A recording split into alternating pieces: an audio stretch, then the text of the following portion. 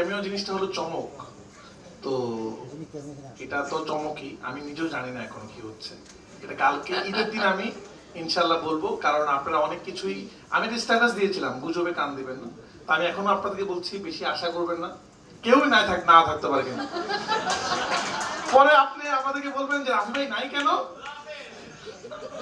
আমি কিন্তু একবারও বলি নাই আছে। যেমন তুফানের সময় সবাই বলছেন যিশু কোথায়, যিশু থাকছেন, এবার আইটেম সঙ্গে দেখছি তামান্না ভাটিয়া নাকি থাকছেন। তো আপনি এত আশা করেন না, কেউই না থাকতে পারে। তো আমি বলছি আমরা যদি অফিসিয়ালি বলি না এখনো, তো আপনারা শান্ত থাকেন আর একদিন ওয়েট করেন। আমি বলবো যে এটা তো চমক, চমক হলে গিয়ে দেখলে ভালো লাগে আসলে, কিন্তু আপনারা যদি আগেই বলে দেন এই চমক থাকছে, তখন যদি না থাকে দর্শক কষ্ট পায়, আবার থাকলেও এটা এক্সাইটিং লাগে না আসলে।